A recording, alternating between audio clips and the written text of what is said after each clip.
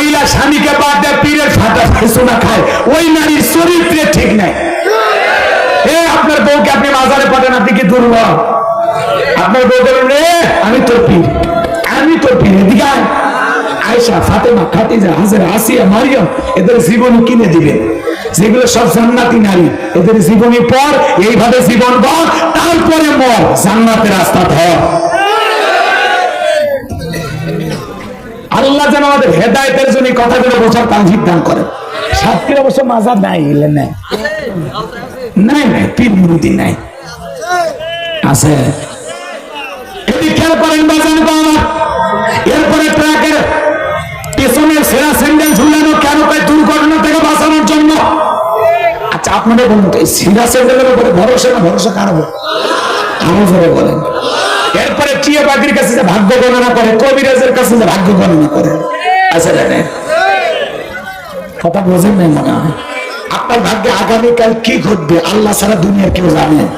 কবিরাজের কাছে এক মহিলা গেছে, কবিরাজ আজে বাজে কথা বলে বলছে আপনার স্বামী আপনারা ভালোবাসে না, বালিশের নিচে তাবিজ আছে, পুকুর ঘাটে নারিকেল গাছের নিচে এক শিশিতে তাবিজ পোতা আছে, নানান ভাবে কথা বলছে। আপনার স্বামী তো আপনাকে বাদে আর একটা মেয়ের সাথে সম্পর্ক আছে। এই কথাগুলো শুনে মহিলা তো তেলে বেগুনে চলে বাড়িতে সেই এমন ভাবে ঝগড়া শুরু করছে, মনে হয় স্বামী লঙ্গি ফেলে ফেলে দিন। কয়েকদিন আগে এক মহিলা এত ঝগড়া লাগছে, কামড় মারে স্বামীর কান ছিঁড়ে ফেলে দিচ্ছে। এরকম বউ যার দুনিয়াতে জাহান্নাম তা। স্বামীর সাথে এমন রাগারাগি করতেছে, স্বামী বলতেছে রে তো তুমি প্রাণ ধরি বউ, একবার খালি কবিরাজের ঠিকানা দে, জীবনে আর তোর সাথে কোনোদিন ঝগড়া করলাম, ঝগড়া করবো না, কথা দিলাম, কথা দিলাম, খালি কবিরাজের ঠিকানা দে। এই কথাগুলো তোরে কে বললো? মহিলা মানুষ বলে দিছে। এবার কবিরাজ কাছে যা বলে, চাচা হাত দেখেন। হাত দেখতে দেখতে 1-2 মিনিট পার হয়ে গেছে, ঠাস করে মারছে একটা থাপ্পড়। থাপ্পড় খাই কবিরাজ গান শুকাইতেছে, বলতেছে বাবা আমাদের মারলে। এই বেয়াদব, মানুষের ভাগ্য গণনা করে দিতে পারিস কার কোথায় কি ঘটনা ঘটছে, আর নিজের ভাগ্যে 2 মিনিট পর থাপ্পড় আছে সেটা বলতে পারিস না? বান্দামি বাদ দিয়ে ভালো হয়ে যায়। এরপরে যদি আর কবিরাজি করতে দেখি তোর হাত পা নিয়ে ঝুলে দেবো তোর গলার সাথে। এই জন্য কবিরাজের কাছে যাওয়া যাবে না। কথা কয় না কেন? আপনারা জান না অনেকে আপনার ভাগ্য গণনা। আমাদের বাংলাদেশে আর একটা আছে, বাপরে বাপ, সব ছেলে নিয়ে হয়। আপনি কি মামলায় হেরে যাচ্ছেন? বিদেশে যেতে পারছেন না? বিয়ে করতে ভয় পাচ্ছেন? সংসার জীবনে অসুখী? কোনো কিছুতে কিছু হচ্ছে না? ব্যবসায় সফলতা আসতেছে না? আসুন শেষ দর্শন আজবেরি জেমস হাউস, লিটন দেওয়ান চিস্তি। একান্তিতে সব সমস্যার সমাধান। কথা কয় না? কথা কয়। আরে ভাই, একান্তিতে যদি এত উপকার হয়, মামলায় যেতে যায়, বিদেশে যাওয়া যায়, ব্যবসায় কল্যাণ হয়, তাহলে ওর আঙ্গুল আছে 2 হাতে কয়টা? 10টা। 10টা আঙ্গুলে 10টা আংটি ঢুকাইয়া পৃথিবীর সেরা ধনী হয়ে যেত। ওর আংটি বিক্রি করে খাওয়া লাগতো না। নায়ক নায়িকারা যদি এক করে আর বলে আমি আগে চলচ্চিত্রে কাজ পাচ্ছিলাম না, মানুষ আমাকে সিনেমার জন্য ডাকে না, কিন্তু লিটন ভাইয়ের আংটি পরে এখন আমার হাতে অনেক সিনেমা, আমি এখন ল্যাংটা হয়ে কাজ করতেছি। আচ্ছা কোন তো আংটি ব্যবহার করে যদি সিনেমার কাজ বাড়ে, ওই আংটি কি আসলে আংটি না শয়তানি? কথা কন নাকি আপনারা? নাটক সিনেমা পেতে সিনেমার জগৎ আছে, ওটা অশ্লীল জগৎ, ওটা নোংরামি। কথা কন না কেন? দেখতেছেন না এক এক নারীকে কয়টা স্বামী নিজেও জানে না। সকালে একজনের বিয়ে করে, ডিভোর্সের টাকা নিয়ে আর একজনের বিয়ে করে। রাগ করছেন? করেন, আমার সমস্যা নাই, কিন্তু আমি যে ওয়াদা দিয়েছি সে অনুযায়ী চলবে।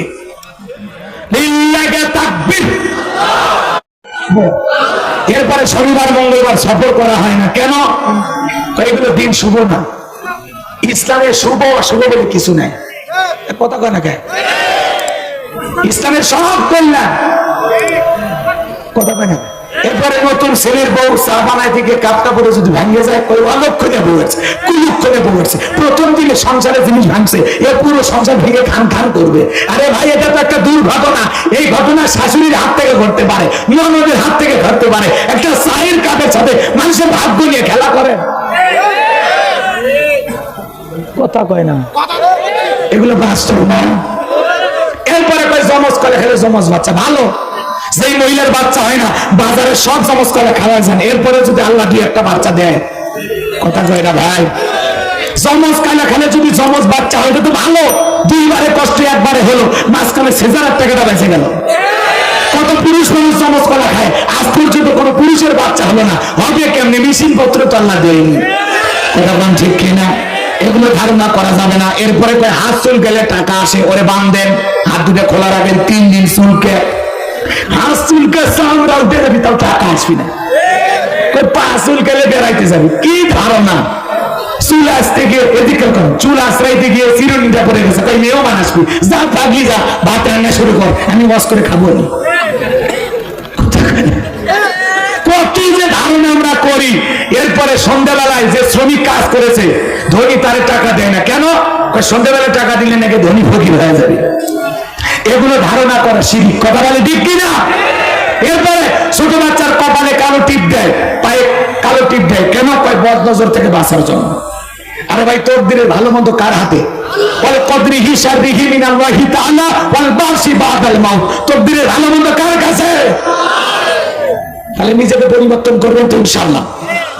এরপরে বাংলাদেশে একটি স্লোগান আছে, ধর্ম যার যার উৎসব সবার। এটা একটা ইমান বিধ্বংসী স্লোগান। এটা নেতাদের কাছে হাইব্রিড স্লোগান, নেতারা সবাইকে খুশি করার জন্য বলতে পারে, কিন্তু কোন মুসলমান এই স্লোগানের সাথে একমত পোষণ করতে পারে না। মনে রাখবেন, ধর্ম যার উৎসবতা।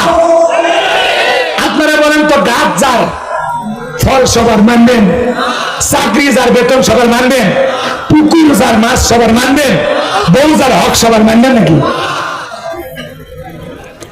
মাছ যার, এদিকে করো, পুকুর যার মাছটাও তার, নারিকেল গাছ যার নারিকেল তার, চাকরি যার বেতন তার, বউ যার হক তার। কথা কয় না ভাই? ধর্ম যার উৎসবতা। বৌদ্ধদের উৎসব বৌদ্ধদের কাছে, খ্রিস্টানদের উৎসব খ্রিস্টানদের কাছে, অমুসলিমদের উৎসব অমুসলিমদের কাছে, মুসলমানের উৎসব মুসলমানের কাছে। নাকি আমাদের ঈদের নামাজে অমুসলিমেরা আসে, জুমার নামাজে তো আসে, মরে গেলে জানাজায় আসে, কুরবানি দেওয়া তিনি গরু ছাগল কুটে সহযোগিতা করে, নাকি রাম রাম বলে 3 কিলো তুলে যায়। তা আপনার ঈদের নামাজে আসে না, জুমার নামাজে আসে না, জানাজায় আসে না, আপনার ধর্মের উৎসবে তারা কখনো ভিড় করে না, আপনাকে ডিস্টার্ব করে না। আর আমরা মুসলমান এতটাই নির্লজ্জ, এতটাই বেহায়া, যখন তাদের উৎসব আছে, পূজা আছে, আমরা স্লোগান দেওয়া যাই, মেলায় যাই রে, মেলায় যাই রে।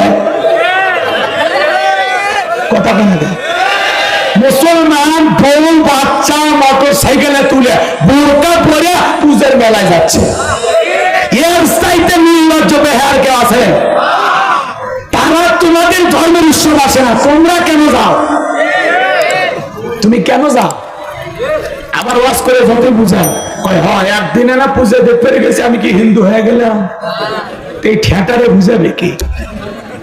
জিমিরাই ওয়াজ করে আর সংশোধন করা যাবে না। আরে ভাই, আপনার ধর্মের উৎসব আপনি পালন করবেন, তাদের ধর্মের উৎসব তারা পালন করবে। মুসলমানেরা যে জনপদের ক্ষমতায় থাকবে, অমুসলিমেরা সেই জনপদের নিরাপদে থাকবে। আমাদের দায়িত্ব মুসলিমদের নিরাপত্তা দেওয়া। তারা তাদের ধর্মীয় উৎসব পালন করবে, যা খুশি তাই করবে, হরিবাসর করুক, হরি কীর্তন করুক, পূজা করুক, কোনো সমস্যা নাই, মুসলমান নিরাপত্তা দেবে। কথা কয় না? দিনের ভিতরে কুসুম যতটা নিরাপদ, মায়ের কোলে দুধ পান করা শিশুটা যেমন নিরাপদ, অমুসলিমেরা মুসলমানরা যে এলাকায় ক্ষমতায় থাকবে সবচেয়ে বেশি নিরাপদে থাকবে। তাদের অধিকার নিশ্চিত করতে হবে। কি রে পাগলা, রাগ করছেন আপনারা? কষ্ট পাচ্ছে? তাহলে ধর্ম যার, মনে থাকবে তো ইনশাআল্লাহ? বলেন, ধর্ম যার। অমুসলিমদের উৎসব অমুসলিমদের কাছে, মুসলমানের উৎসব মুসলমানের কাছে। মনে থাকবে তো ইনশাআল্লাহ? এরপরে শোনেন, সর্বশেষ শিরকের একটা কথা আপনাদেরকে শোনাই। বিশ্বনবী সাহাবায়ে কেরামদেরকে ডেকে বলেন, আমার সাহাবীরা, একজন মানুষ একটা মাছি মেরে জাহান্নামে চলে গেল, আরেকজন মানুষ একটা মাছি না মেরে জান্নাতে চলে গেল। সুবহানাল্লাহ বলবেন না? আমার ভাইয়েরা, বিশ্বনবীর সাহাবীরা ডেকে বলেন, নবী বুঝতে পারলাম না একটা মানুষ কিভাবে মাছি মেরে জাহান্নামে চলে যায়, আর একটা মানুষ মাছি না মেরে কিভাবে জান্নাতে চলে যায়, জানতে বড় ইচ্ছা হয়। বিশ্বনবী তখন ডেকে বলেন, আমার সাহাবীরা শোনো,